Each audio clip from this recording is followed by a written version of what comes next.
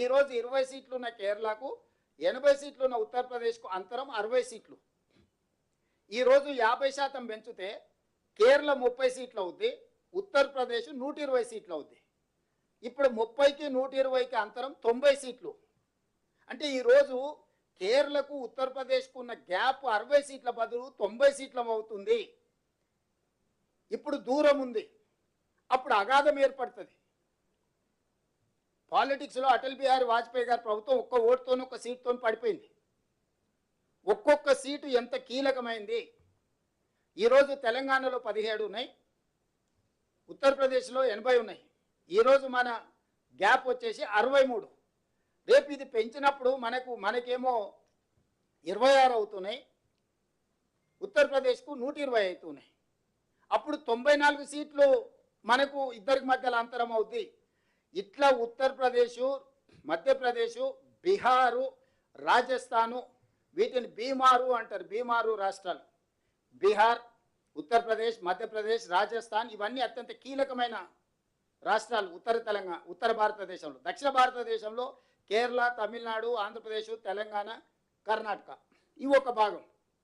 ఈరోజు మనం ఈ రాష్ట్రాలన్నీ కలిసి పాండిచ్చేరితో సహా 130 సీట్లు ఉన్నాయి. 543లో 130 సీట్లు మనకి తీసేస్తే 413 సీట్లు వాళ్ళ దగ్గర మిగులుతున్నాయి.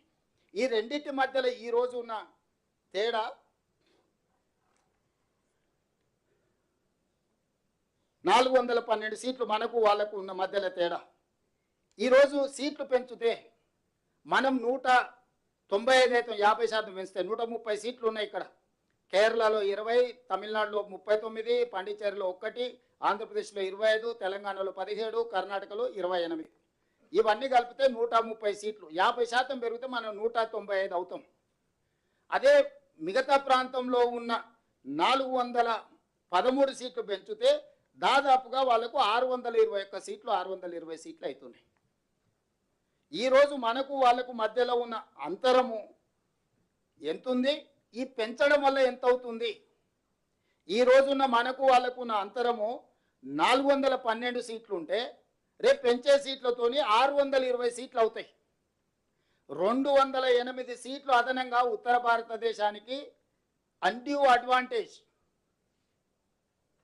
భవిష్యత్తులో ఇప్పటికే భారతీయ జనతా పార్టీ అధికారంలోకి వచ్చిన తర్వాత దక్షిణాది రాష్ట్రాలకు కీలకమైన శాఖలు ఏవీ ఇవ్వలే. ప్రైమ్ మినిస్టర్ కానీ, హోమ్ మినిస్టర్ కానీ, డిఫెన్స్ మినిస్టర్ కానీ, కామర్స్ మినిస్టర్ కానీ, ఇట్లా మీరు మొదటి 10 శాఖలు తీసుకుంటే ఒక ఆర్థిక శాఖ మాత్రమే దక్షిణాది రాష్ట్రాలకు ఇచ్చిండ్రు.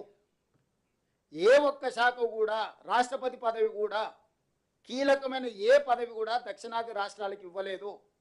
మీ అందరికీ తెలుసు, రాజకీయాలలో నెంబర్ ఉంటేనే నీతో ఎవరైనా మాట్లాడతారు. నీ జేబులో డబ్బులు ఉంటేనే ఎవరైనా నీతో సంబంధాలు చేస్తారు. రాజకీయంగా నెంబర్ లేనప్పుడు నీతో మాట్లాడేవాడే ఉండడు. Bargainings are among equals.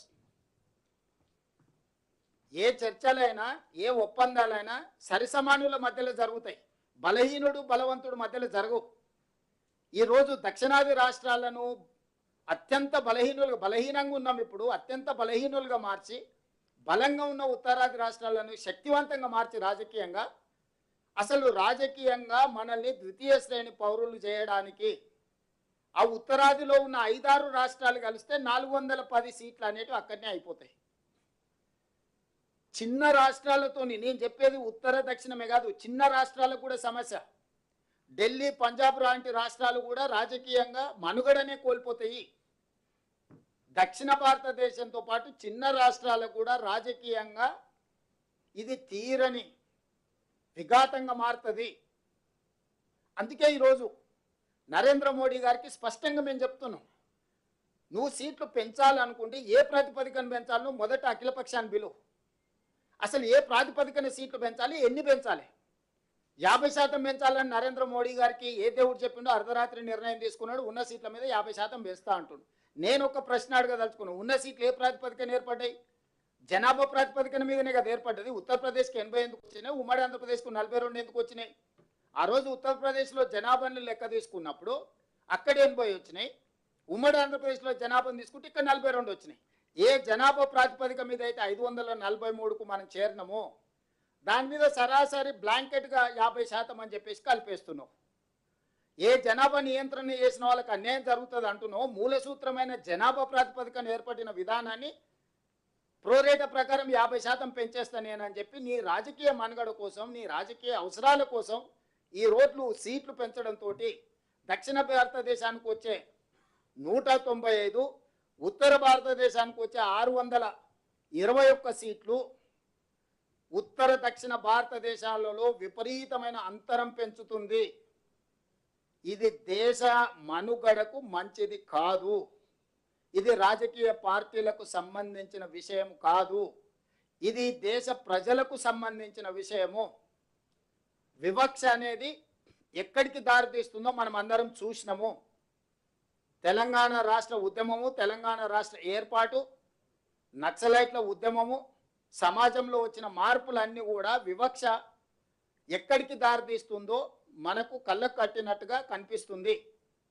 ఈరోజు ఈ వివక్షను ఇంకా పెంచడానికి బీజేపీ ప్రయత్నం చేసుకుంటూ ప్రజల్ని మభ్యపెడుతూ చిన్న రాష్ట్రాలకు, ముఖ్యంగా దక్షిణాది రాష్ట్రాలకు అన్యాయం చేసుకుంటూ మేము ఏమీ చేయడం లేదు, ఇది ఒక అద్భుతమైన బిల్లు, ఈ అద్భుతమైన బిల్లుకు మీరు అనుకూలంగా లేరు, మీరు మహిళా వ్యతిరేకులా అని మహిళల ముసుగులో ఆనాడు యుద్ధం చేసినప్పుడు కూడా సికండిని అడ్డం పెట్టుకొని చేసిరు.